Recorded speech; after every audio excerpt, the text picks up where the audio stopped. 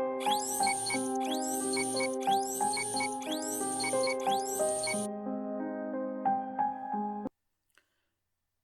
a previous segment, I have discussed how to perform a development assessment in a normal child and how to perform the assessment under each development domain.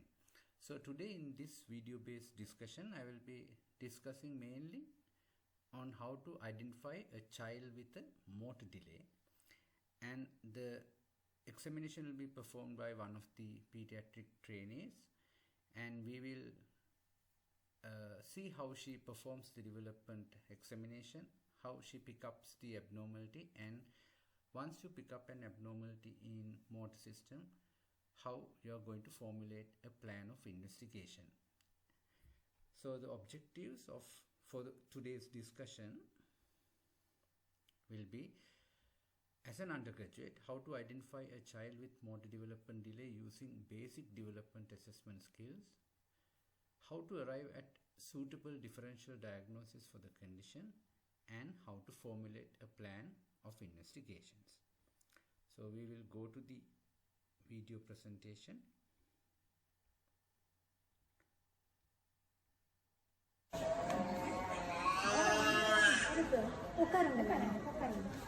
How I would like to check his anthropometric measurements, including OFC. Okay. Baby doesn't seem to have any dysmorphic features. Okay, it doesn't have any dysmorphic features. So how will you get friendly with the child? What will you do? So you can see that the baby is not yet ready to go to the bed for the examination. So it's better to offer a toy and get friendly with the baby and keep the baby on the mother's lap until the baby is more comfortable before you put the baby into the bed for further examination. So we will see how the trainee will build up a good rapport with the child. You will offer a toy? Okay. And it seems he's trying to make a sound with this object. He's trying to make a sound from the object. What does that tell you? His hearing is good. His hearing is anyway? No. Okay. Now he seems to be happy, so shall we try to keep him on the bed?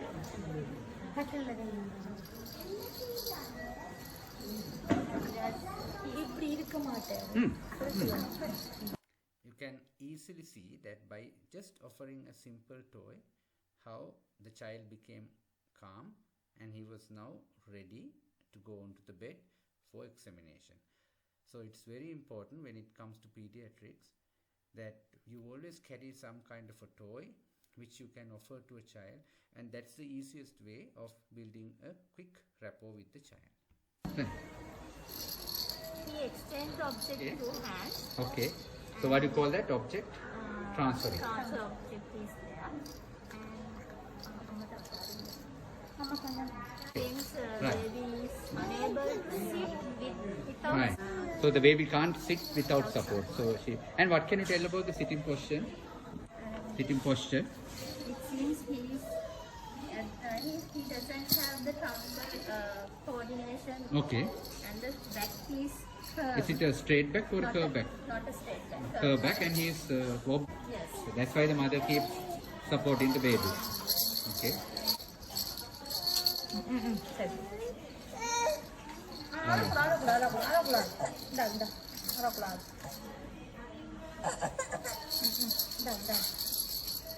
Do you see any difference between the two hands, grip wise? No, No, both no. hands, the Both hands using together. And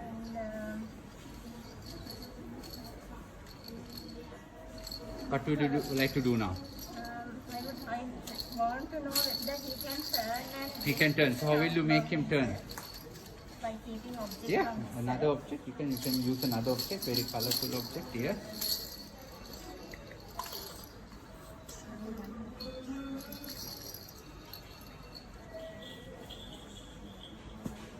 Right. Good.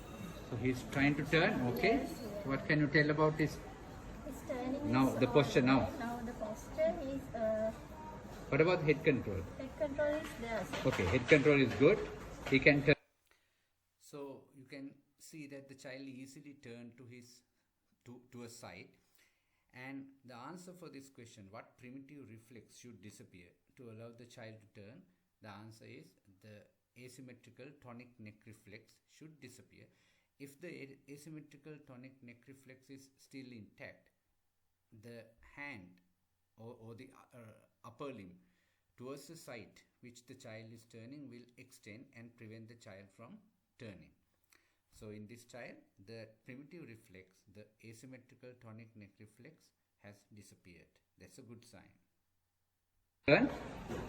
Take the object to the mouth Mouth. and he's keeping the trunk. He elevates the trunk with flexed arm. Flexed arms, position. okay. So his upper body strength seems to be All okay. Yes. So he can turn but can't come to the sitting position. Okay. Would you like to check his any other development milestone? Pincer grasp, okay. We'll check the pincer grasp. Okay. So it's a pearl with a string. Yes. Right, good.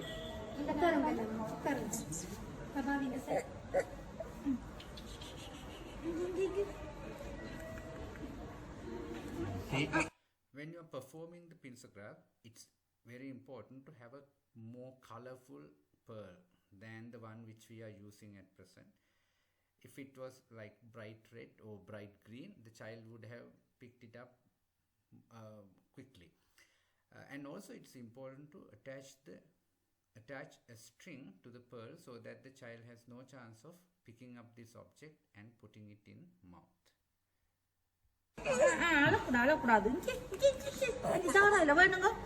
Happy mood. Okay. And since he's having strange fear as well. Anything you want to ask from the mother?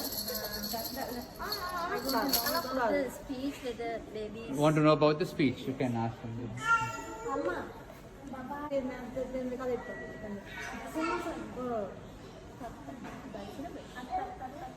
polysyllables. So the child is telling only polysyllables. Okay. I will try to perform hearing assessment as well. Okay. But initially it seemed. Yeah, he seems to be a child who's hearing. So I know this is a limited examination, but out of that examination, what did you gather? This child, in gross motor wise, baby is with support Okay. only. But he can turn, but with the turning position, he cannot go into the proper sitting position. And Right. he cannot stand or do further activities. Hand movements symmetrical, Okay. no positive. Okay. But it was very difficult to perform the palm grasp, the pincer Pincer grasp. grasp, okay. And he was there, Transferring transferring also object was was there. there. Okay. And speech, according to mother, is Right, this is polysyllable. polysyllables, right? And he has some kind of strange fear as well. Yeah, as well. Okay. And So what do you think? Do you think the development is normal in this child or delayed or advanced? I think it is delayed, sir. What part is delayed mainly? Mainly gross motor part. Gross motor. When you compare the gross motor and fine motor, do you see identical delay or a different? Different. What do you think is more affected? More affected is gross motor part. Gross motor part, but the fine motor is less affected. Less affected. What about the intellectual functions, understanding, reaction, appearance? Do you think it is affected in this child? I don't think so. Okay. Because So- baby he was having strange fear, but otherwise he was doing. Doing it. So we have a child with intellectually normal child who looks very, about, when you look at the child, you can say he is easily about 9 or 10 kilos. But motor part affected. Gross more than fine motor. So intellectually normal child with gross motor and fine motor being affected, more towards gross motor. So what are the possibilities? Broadly. Broadly musculoskeletal system. Right. So you think of a muscular skeletal problem. Are you thinking of a cerebral pathology here? No. Peripheral. So cerebral pathology is unlikely. Peripheral pathology. So how will you divide peripheral pathology?